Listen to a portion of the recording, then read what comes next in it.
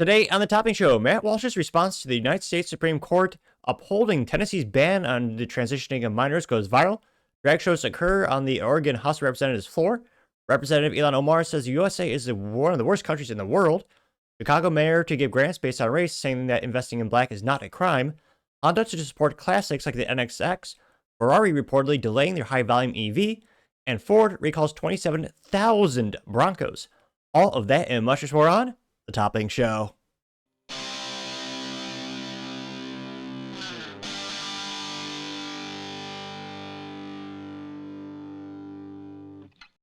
Thank you everyone for taking the time to tune in today. Today's episode of the Topping Show is proudly sponsored by Topping Technologies. Topping Technologies is an IT value-added reseller and services company with a special proficiency in IT security. Heck, I see their founder at least twice a day. Gotta say he's quite handsome and brilliant.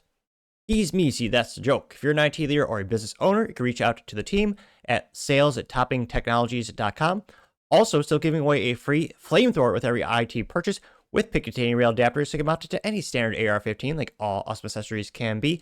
Go to toppingtechnologies.com and click the flamethrower button to learn more and see me shooting a flamethrower. And lastly, trying to get to 6,000 subscribers by the end of the month. So if you can click that button and tell your friends, I would greatly appreciate it. Now going over to the business part of the podcast, you have Honda support their classics like the NSX. Now this is brought to us thanks to Andrew Collins over at thedrive.com, in which they say, quote, Honda has a plan to support its aging classics like the NSX. Honda will use a combination of approved suppliers, remanufacturing, and even 3D printing to create quote-unquote genuine compatible parts for its greatest hits cars in Japan.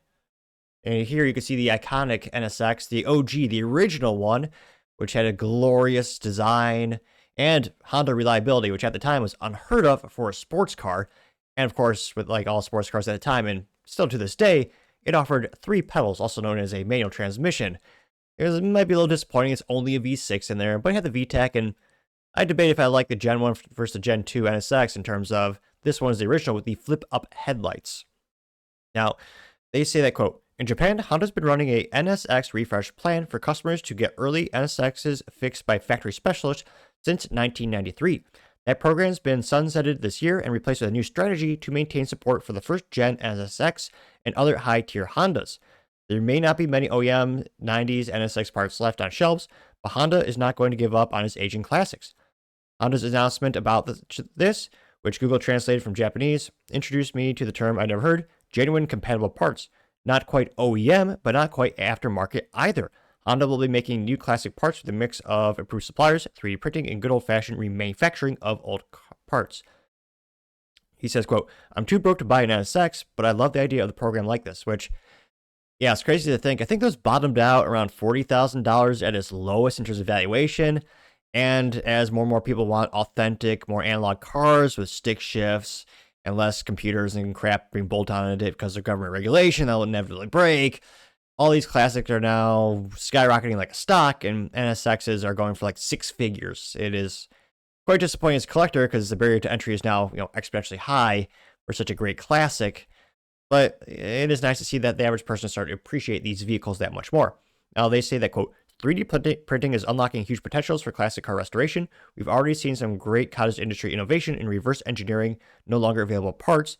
It totally makes sense for automakers themselves to reverse engineer their own parts and remake them to a higher standard using 3D printing.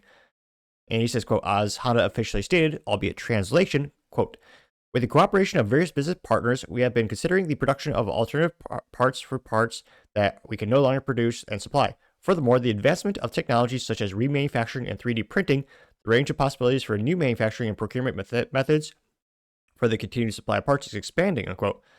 Sounds like Honda will be offering parts directly to consumers as well as new restoration services for customers in Japan. I guess if you're a real NSX nut in another country, you can ship your car there to the land of the rising sun for this treatment, but it doesn't sound like Honda will be setting up restoration centers somewhere else. Theoretically, the parts could be shipped anywhere though. These genuine compatible parts and the full factory restoration services will be available in Japan starting in the spring of next year, with more details to be made public this fall. If you're wondering about the price, it's probably something we'll find out later this year. NSX parts were never cheap, so don't count on bargains. The automaker is only offering this level of support for the NSX now, but the Japan announcement did say, quote, in the future, the service will be expanded to other sports-type vehicles, unquote. I expect that some Type R vehicles and the S2000 will be on the list at some point, maybe a Honda beat restoration program, anyone? Which, yeah, no one's restoring that. Which, and one of the first comments here did kind of critique Honda because apparently they've had similar announcements around the Honda S2000 in a couple years ago and it didn't really come to fruition. And the few parts that they did come out with are very low quality. Now, some companies are especially proficient at supporting the customer long term. I think the best, bar none, is probably Porsche. Well, their parent company is Volkswagen Group, but it's probably about Porsche in particular. Where, I mean, they worked with Michelin to develop new cars for the Porsche Carrera GT that came out more than 20 years ago. I mean, and it was great not just for safety, but I mean, they beat their lap record at the Nürburgring by 20 plus seconds, which in racing is unfathomably good. But Porsche really takes care of you long term. For them, it makes business sense because so many high net worth individuals buy Porsches consistently throughout their life, and Porsche as a brand has very large profit margins to justify what might be a loss leader for some of those older vehicles and some of those older fixes. With Honda, even with the Acura brand, like right now, you can get the Acura. Well, the Honda, it's really the Honda Civic Type R, but they have the Acura version of the Integra Type R, which is, slightly better margins for Honda. Again, it's a luxury item, just like how Chevy has Cadillac. But, I mean, they already stopped production of the newer NSX, and they don't make that many sports cars. Honda really isn't much of a profit company. It's very much a volume business, very similar, albeit to like a Toyota. I think this is good, but I really do debate if they'll expand nationwide. I don't think this will be a good profit thing for them. It's great for, long term for the brand. Again, this is an icon of Honda, although it was sold as an Acura in every country but the United States for the NSX. I think this is great for the brand, but I do debate, will this actually be a profitable thing for them? And what's their long-term plan with it? The Honda S2000, I don't think there's enough profit or money to be made, especially with that car. Those cars are great, and I would love to have a Honda S2000. I mean, it's got that great, straight four cylinders of glory. It's got the nice stick shift only, which purists appreciate. But while those cars are, to me, expensive, they usually range maybe $15,000 to $70,000. It's not anywhere near the six figures that the average NSX is going for. Honda S2000 has a pretty good aftermarket community. I think the vehicle itself is a much more high volume production vehicle, and there's a lot of third-party support already for those parts. I don't know how many of those owners would be willing to pay a premium for like a Honda pseudo OEM part after all these years. I'm very skeptical to see if they'll actually expand this to the Honda S2000, but it is really cool to see them do it for the NSX. Again, it's Japan only, but I wonder, is it really worth it for them to do it in North America? Being a gearhead and an automotive enthusiast, I love the preservation of these vehicles. I mean, I think it'd be good for the sport and the brand, but in terms of financial viability, I don't think it'd really be worth it for them to do it in the United States. But as I always say, let me know your thoughts because I'd be fascinated to hear what you have to say. Other interesting business news, Ferrari is reportedly delaying their high-volume EV because, spoiler, no one wants a Ferrari that's an EV. Now, this is brought to us thanks to Motor1.com, specifically Chris Perkins. Here you can see the iconic Ferrari badge. And he says, quote, zero demand. Ferrari is reportedly delaying its second EV. Ferrari's first EV will be a limited production special. The second EV is supposed to be a higher volume, but apparently no one wants electric Ferrari. Because, of course not. Why would you want... I mean, it's hard to imagine it, but an electric Ferrari is an even more unreliable Ferrari and something that'll be a pain in the rear, if not impossible, to actually maintain long-term, just like a smartphone, because again, an EV is just a smartphone on wheels in terms of, lack of third-party support, lack of reliability, and serviceability long-term. And again, Ferrari, I don't want to say I called it, but I suspect they'll never go full EV, even with the totalitarian European Union trying to bully them to do it, because Ferrari is like a Rolex. No one on the planet has ever bought a Rolex to tell the time. You marvel at the fact that it's a piece of engineering. It's supposedly make 100% in-house in Switzerland. It's a piece of craftsmanship. It's a piece of art, most people would argue. If you want actually utilitarian, you get something like, my nice little green Garmin I got for free from a friend that is technically more accurate. And, that's for telling time. I mean, Rolex is a piece of luxury. It's a piece of art.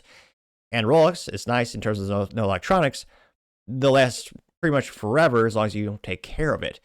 Very similar to Ferrari. I think Ferrari's finding out the hard way with the EVs. Yeah, no one wants it. Rolex, when you had the quartz revolution in the watchmaking community years ago, they thought that was the future, and it nearly destroyed Switzerland's whole watchmaking community. But Rolex did make they made an electric watch with LEDs. It failed miserably and destroyed all the profitability and all the luxury of the brand. So they backpedaled, and they've been making works of art ever since.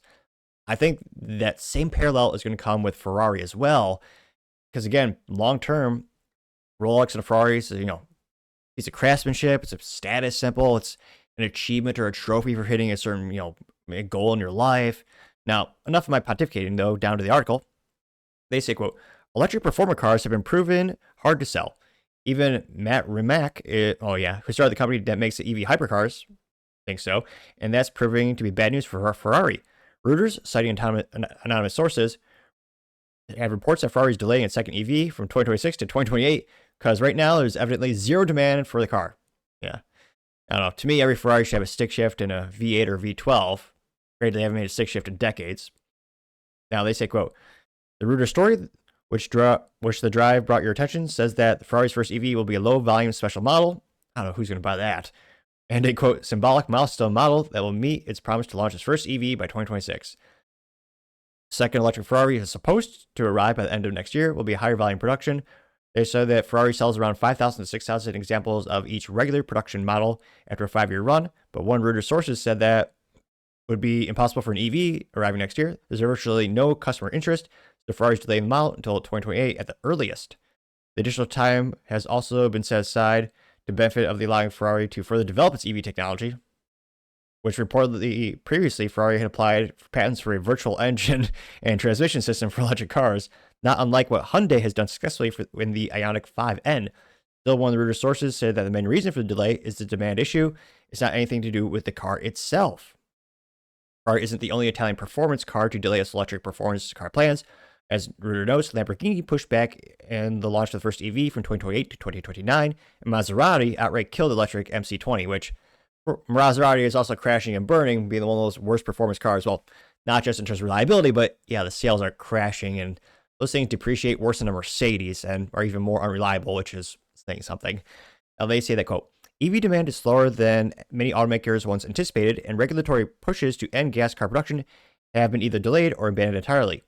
In the US, European Union, they're still pushing it pretty hard.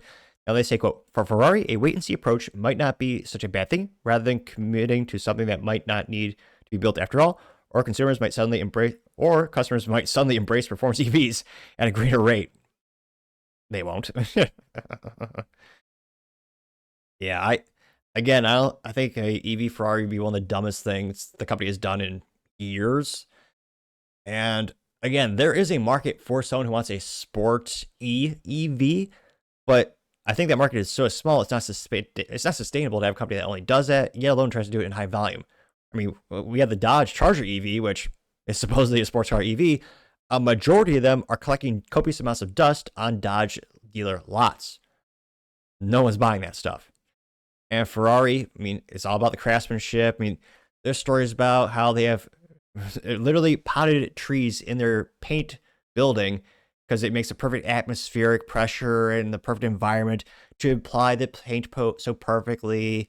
Got the hand-built engines. I would say we should all have a glorious V12. I know Ferrari 360 was kind of cool with the V8 stick shift, but that set aside, I really don't think Ferrari should.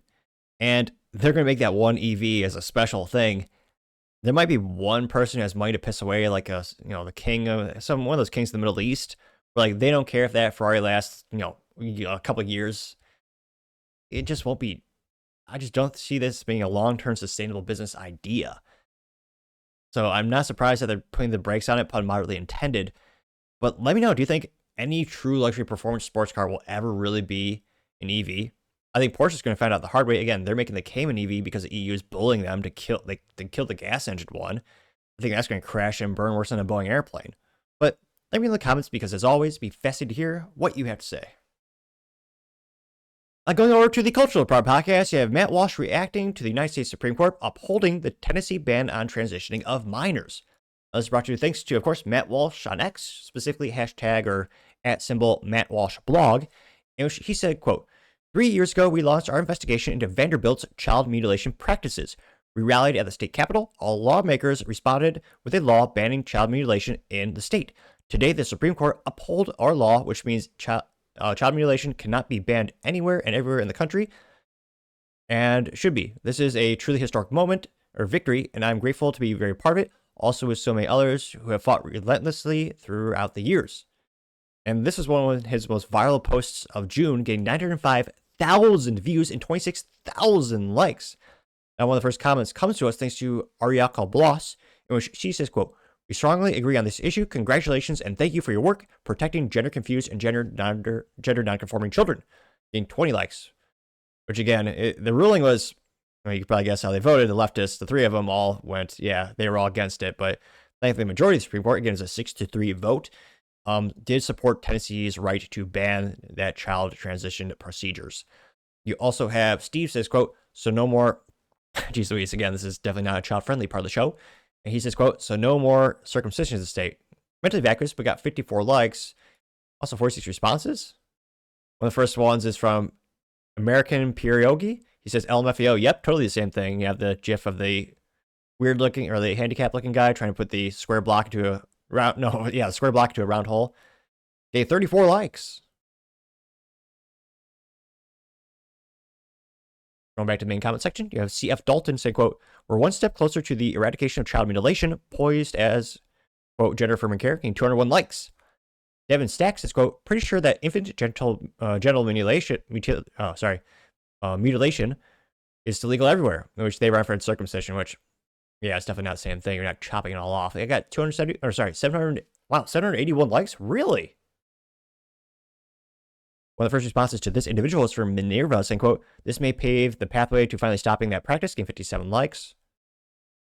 Which, yeah, that's a weird thing, especially, that is extremely common in the United States. Woolfolk, maybe has some cats with some thumbs up saying, job well done, getting 10 likes. Kelly Holmes says, "Matt Walsh, you absolute legend. Your fierce battle against child mutilation ignited a revolution, and today's Supreme Court triumph is a massive win for the kids nationwide. Huge thanks to your unstoppable courage." Getting 73, 74, 75 likes, going up like a stock. Well, not a Boeing stock. News Nomad says, quote, "Your influence on bringing this to the forefront cannot be understated. Hero moment. Dyslexia is a real thing." Getting 40 likes. No magical cure for it, so I always debate what's the point of actually getting tested for dyslexia. You also have Mediocre Thoughts saying, quote, "If we reach new levels of consciousness as a society, we will look back on child mutilation and late-term abortions as stains on our history. They will be viewed as the same light as ritual sacrifices or burning people at the stake," getting 46 likes. I'm surprised they did not make the correlation to lobotomy, which was a proper practice in the United States decades ago. And then Kilgore says, quote, "Has the left even figured out what a woman is?" Getting 52 likes. No, they have not. Scrolling down more and more. Harvey Lind says, quote, "Who are the three unhinged fanatics on the Supreme Court? All too eager to shrug off child abuse. No soft peddling. Name the offenders and lay it bare with vengeance." Getting 18 likes. I mean, you can guess there's the three leftists on the Supreme Court. I mean, you probably know it's the ladies. Going down more and more. Let's see here. And then more top comments. A lot of people have AI pictures of Matt Walsh and Elon Musk looking jovial and happy. Let's see here. Jeffrey Davis says, quote, "A great day for abused children, a bad day for those abusers and sex groomers," getting 2 likes. I'm actually surprised no one in the comments has noted it yet, though. I mean, Big Pharma's going to be pissed. One of the biggest reasons I think we're seeing a huge cultural and political push for transing of the kids is that it default makes a customer for life of Big Pharma. All those chemicals they give the kids, all the procedures, they all require long-term maintenance, aka pumping you full of more drugs, pills, surgeries, as well as injections. It is a huge revenue stream. I think that is one of the variables, one of the reasons there's so many hospitals embracing the transing of kids, because it's hugely profitable for them. And I'm surprised no one's bringing that up in the comment section. But yeah, again, this is one of Matt Walsh's, in terms of the impact of making a dent in the universe, I think this is one of the top 5 things Matt Walsh has ever done for society, as protecting kids. And yeah, I definitely think it's one of the reasons there are so many people in the Sweet Baby Gang. So you can't tell anyone what it is. I dare not elaborate further, but let me know your thoughts in the comments, because as always, be fascinated to hear what you have to say. Other interesting cultural news, you have a drag show on the Oregon House of Representatives floor going viral on social media. And spoiler alert, there's terrible music here as well. But if you listen on the YouTube, it probably strips the music out. So I should always watch it on the Rumble or listen on the Spotify, or as some people call it, Spotify. Doesn't sound as cool that way. Or the Apple Podcast or any of your podcast choices. Now, this is brought to us thanks to Libs at TikTok, in which she says, quote, Meanwhile, at the Oregon House of Representatives, a drag show on the House floor, which I usually make fun of politicians saying they get paid to do very little. And this, they're actually earning their paycheck here because they have to sit through this hell, which some people might argue is better than my show. That's a debate in and of itself. Without too much further ado, of course, dressed in, dresses and long, bluish hair? And the other one is bald. So.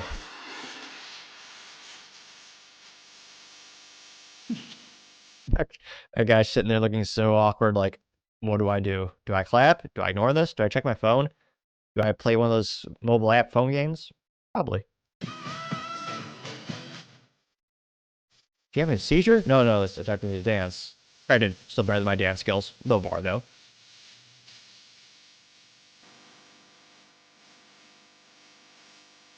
It's the opening ceremony, they say, by Isaiah Esquire in Aqua, Florida. Almost done.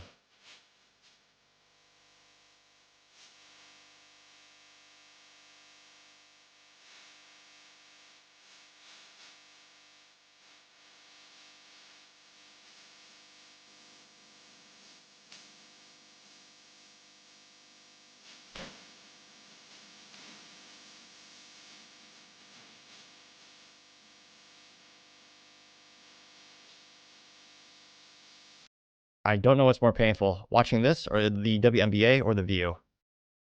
Sure Hell is a combination of all three. Now, this went pretty viral. It got about 456,000 views and 1,000 likes. One of the first comments coming to us thanks to our favorite contrarian, the Gas Stove, which is one of the most effective accounts in terms of engagement farming because they get usually the max, or rather the largest number of responses in the comment section. Now, he says, quote, they should do this on every house chamber, gay pride flag. I'm not kidding, by the way. Getting 24 likes and 81 responses. Was he ratioed? Oh, his response here.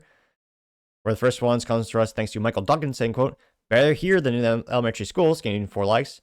Gastro says they should perform in elementary schools too, gaining 2 likes. Walker, Texas Ranger says, quote, since no, and again, that's actually how it's spelled out. That's the order of the words. Got me for a second there too. Says, quote, since no work will get done with that clown show, let's close the government permanently. Now there won't be any public forum for this degeneracy. Gained 24 likes. Not technically ratioed. That's technically on par. Though a majority of these comments are, of course, ratioing him. Now going back to the main comment section, Jeremiah Watson says, quote, what on earth is this? Why do liberals love men dressing up as women? Gross, getting 688 likes. Matt Van Swole says, quote, glad to know the government officials are spending their time and tax dollars wisely. What an absolute joke this shit is. Unreal. These people don't really ever work, do they? Getting 724 likes. No, most politicians, I suspect, I don't think they do much work at all, yet alone earn their paycheck. Fresh from the front line says, quote, these mentally ill people have control of every major aspect of Oregon, from the legislature to the governor's office to the Supreme Court. Oregon is a red state controlled by 3 cities, and vote by mail is disgusting, getting 169 likes, which, again, it's usually the shitties that turn most states blue. I mean, look at Illinois, which I purposely mispronounced as a slight to the state. If you look at Illinois, county by county, it is overwhelmingly red. But it's the shitties of Chicago that turn the whole state blue. Which I'm sure, I mean, it's worked great for Chicago for 100 years. It's not like they have a crime issue or corruption issue or an issue with businesses leaving because there's so much regulation and taxation. Oh, wait, political pun, it's terrible. And that's why so many people and businesses leave in droves. Going back to the main comment section, Logan's Run says, quote, there's a picture of Trump pointing, says, that shit's why I won, getting 390 likes. Reverend Dr. Paul Walt Miller says, quote, Luke 9:54, and when his disciples James and John saw this, they said, Lord, do you want us to the command fired onto them from heaven and consume them, just as Elijah did? Unquote, getting 50 likes. Jeez Louise. Rose Fashion says, quote, why are Democrats so infuriated with infatuated with degenerate men? Getting 78 likes. I might buy some glasses. Planet of Memes, though a little disappointed. There's in fact no meme at all. This alleged Planet of Memes says, quote, this seems on par for the course for Oregon politics, getting 85 likes. Global Report says, quote, Democrats should not be allowed to be president ever again. Keep voting Republicans. Not the right grammar, but he did say he already got 218 likes. Just Chris says, absolutely sickening to see my Oregon tax dollars going to the shite, getting 289 likes. Informer Hub says, what's so entertaining about this? Why is it entertaining to do this crap? 134 likes. MJ Texas Patriot says, quote, you mean the House of Satan? What's wrong with the Oregon House of Representatives GOP? Got 149 likes. You're probably sleeping, doing nothing. Ryan Amacher says, quote, for so effing disgusting, this is my home state. If anyone from Florida wants to adopt me, I'm open to offers. Getting 229 likes. Fist Punch Skull says, I hear they're all gay up in Oregon. It's a meme from the Pawn Stars, but it's been edited to say, quote, I had my dick cut off. Now you have to call me a woman. And Rick goes, the best I can do is call you a dickless man. Getting 128 likes. Full-time Sober says, quote, this is effing embarrassment and horrible. What a effing disgrace. Another reminder to never go to that shithole state. Getting 70 likes. Scrolling down more and more. Oh, this is, well, talking about Idaho. So Mount Fang has a picture of Smokey the Bear, but he has a new sign.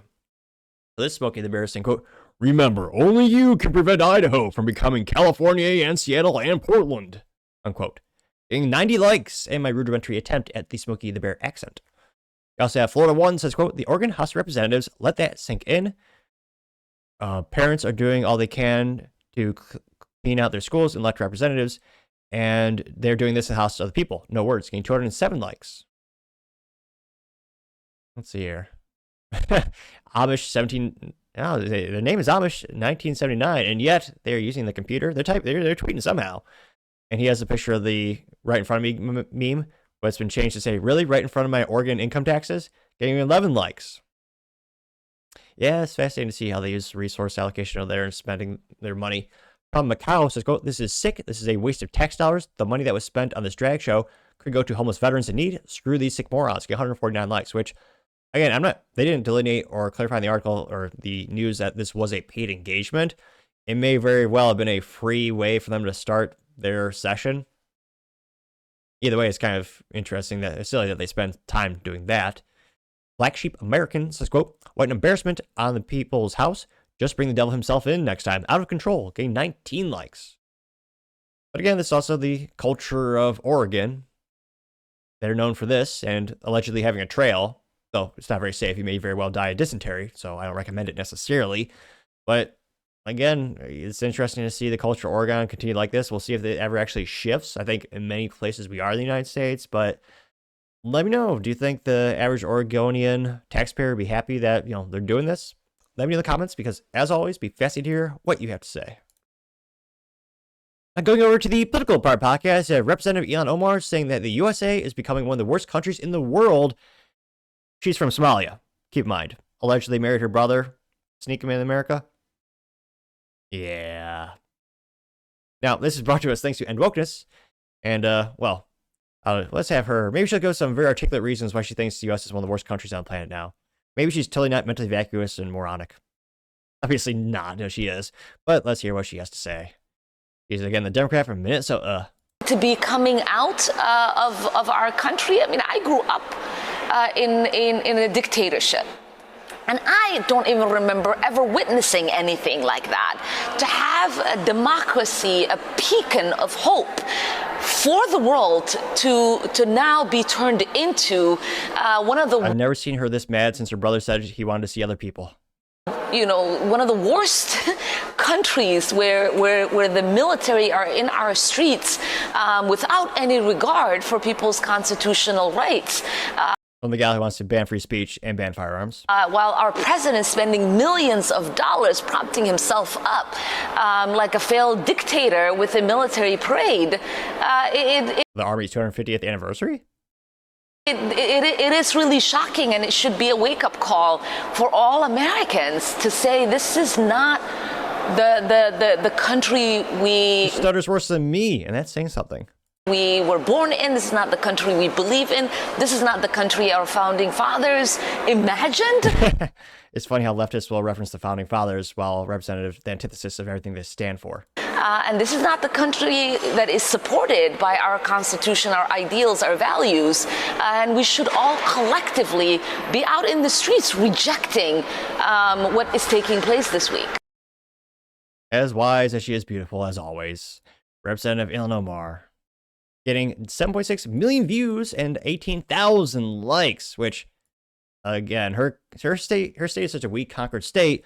They changed the flag to be the one that basically looks like a glorified child's drawing of the flag of Somalia, because Minnesota is a weak, conquered state with very little values that is shared with anyone in the United States, I would argue.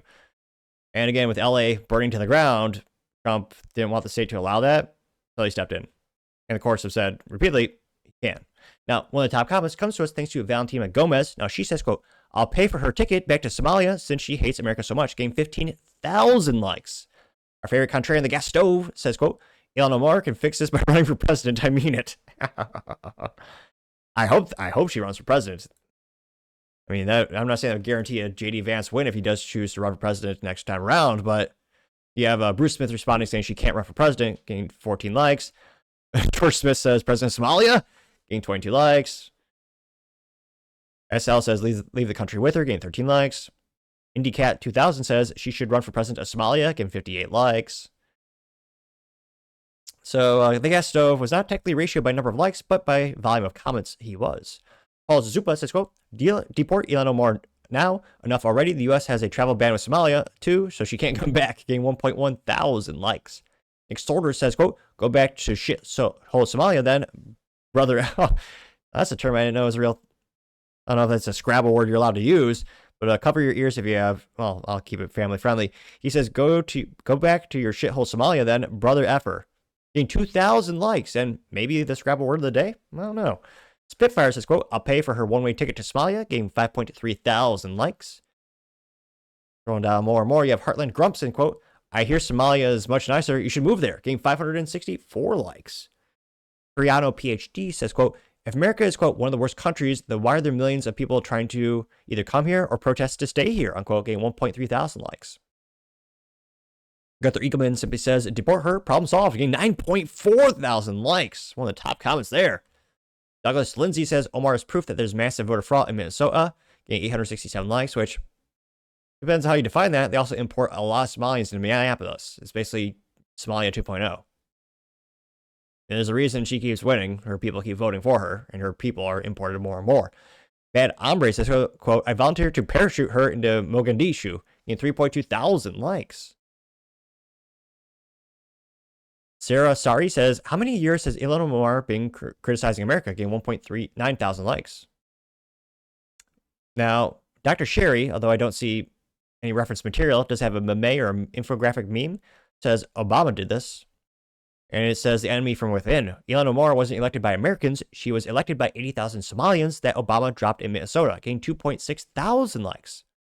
Justin Gage says, quote, her dad, quote, literally a colonel for a dictator that used the military to commit genocide is beyond parody. Getting 2.4 thousand likes, which, I mean, the hypocrisy of leftism and leftists never ceases to amaze me. You have Crazy Vibes having a meme of Ms. Omar. Says, quote, in my country, I am forced to keep my mouth shut, but here I am free to talk trash about this country in hopes that I can change it to a country where I am forced to keep my mouth shut. Getting 703 likes. Let's see here. Jody Allen says, go home. There's a picture of her without her turban, which I don't know. I'm not sure if this is a real picture, but in this picture, I'm not sure if it's AI or if it's edited. She is bald. Getting 760 or 59 likes, or she's balding. Should clarify that. Calamity Jane says, quote, Ilhan Omar needs to go back to Somalia. She's never assimilated to America and never will. She hates our country, getting 732 likes. Maria Isabella comes in strong with a meme, says, quote, coming from a woman who married her brother and fled her own country because it's so great. And it's a parody movie poster instead of Oh Brother, Where Art Thou? Which is a movie with George Clooney years ago. There's a picture of her. It says, Oh Brother, Where Art Thou? Getting 684 likes. We also have Kilter says, quote, we're turning into one of the worst countries on earth because people like her keep coming here, getting 917 likes. Liz G says, imagine a United States representative making this type of statement. Hello, Speaker House Johnson, are you hearing this? Getting 733 likes, which, again, Speaker House Johnson is, I'm not sure how to say this, woefully ineffective and disappointing. I mean, He even censored Al Green when they're interrupting the process by singing in not open court, in open session, and interrupting when President Trump when he's actually speaking. I mean, Speaker Johnson is not going to do anything. David Santa Clara says, quote, "This is, in fact, not the country you were born in," getting 977 likes. Here. I don't see anyone standing up for Omar. And again, she has a lot of people who vote for her, maybe only by mail. But, yeah.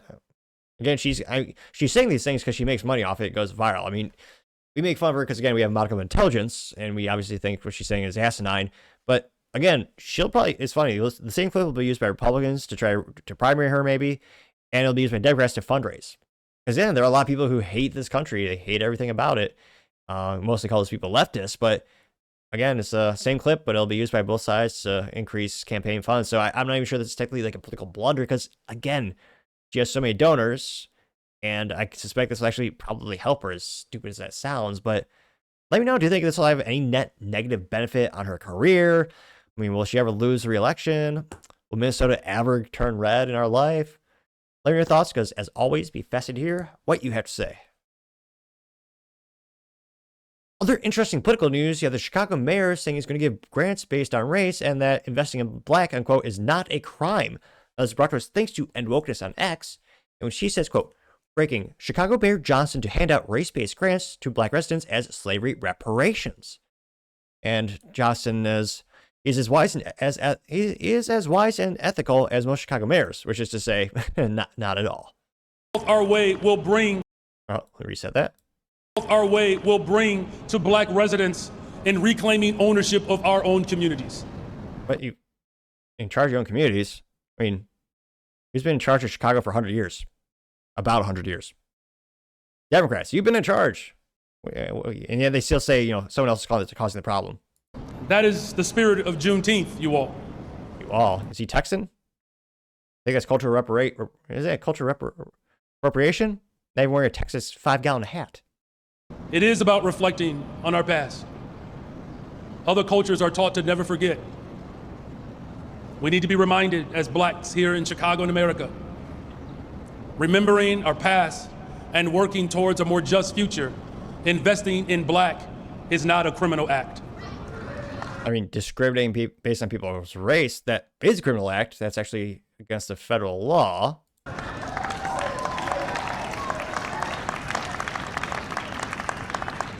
Sister Zakiya says she need a witness, so I'm gonna say it again.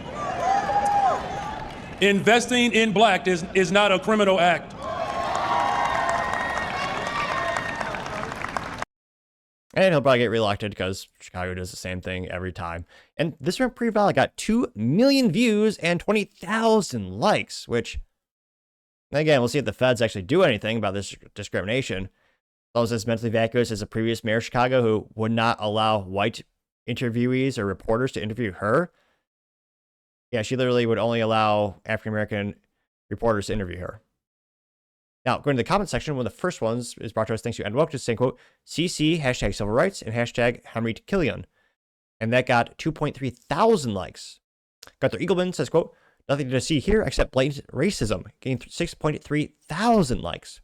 We have our favorite contrarian, the gas stove, once again, saying, quote, black people have been oppressed for centuries by systematic racism and white supremacy.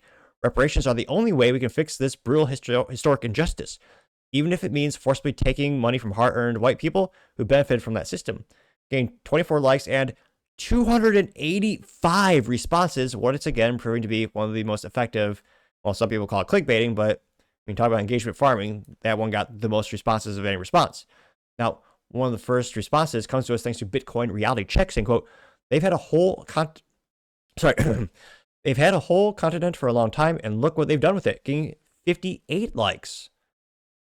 So that literally doubled it. I mean, that is certainly ratioing the original poster. So Bitcoin Reality Check did, not the original poster, the original commenter, the gas stove. The gas stove responded saying, quote, it's white colonialists who killed and enslaved those Africans. Well, their tribes sold them off also. Now you also have Matthias saying, quote, white Democrats, the pro-slave party during slavery, they should pick up the racist tab entirely, gain 21 likes. The SO response said all white people getting 0 likes, which mean, statistically speaking, I'm infinitely more popular than the gas stove since I did get 2 likes on one of my videos last week. Yeah, so over at saying, quote, then give them your hard-earned money. How much do you have? Gain 28 likes. The gas stove says it should be white people's money. They're going to pay for it, gain 2 likes. Going back to the main comment section, you have MAGA fan 1776 saying, quote, isn't that racist against anyone who's not black? Gain 3.1 thousand likes. Yep. Crazy Vibes as a screenshot from a quote from Mark Lunchman saying, quote, 1.6%, only 1.6% of U.S. citizens owned slaves in the 1860 when slavery was at its peak. So if you stop basing your hate for the entire white, so can you stop basing your entire hate for the entire white race on the mere actions of 1.6%? They got 543 likes. Paratrooper Brady says, quote, that is racism. You can't fight racism with racism, retard. Gain 1.5 thousand likes. Hunter Eagleman says, quote, that seems quite illegal. Gain 2.1 thousand likes. Which, yes, it surely is. The question is, will the federal government do anything about it? Historically speaking, they don't. Really. They don't really carry out the law if Democrats do it. Maybe things have changed. Maybe they will. Maybe. For the first time in my life, I think that might actually happen. Going on more and more, you have God and Country, very specific profile names. And there's a picture of Reagan. It says, quote, if fascism ever comes to America, it'll be in the name of liberalism. That's just juxtaposition of a picture of, I think, yeah, Minneapolis on fire with one of their mostly peaceful protests. It says it's here, gaining 359 likes. Molly Pitcher says, quote, the mayor of Chicago is racist. You can't give preferential treatment to people based on race. Enjoy the lawsuits, getting 593 likes. Cynthia Holt says, quote, this is not only racism, but it's highly illegal. He's grandstanding. It will never hold up in the Supreme Court. Getting 271 likes, which, I mean, he might just pull Biden in when she says, I don't care what the Supreme Court says, I'm going to do it anyway.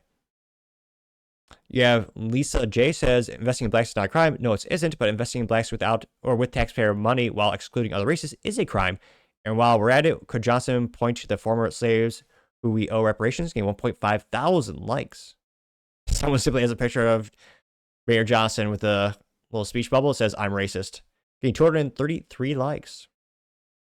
Now, again, he's saying this because he's appealing to his base. He's going to get probably more election donations and he'll probably get reelected in spades. Again, I don't think Chicago's going to change anytime soon. They've been voting blue for literally nearly 100 years and, increasing the crime rates and, pushing most businesses out as well for decades.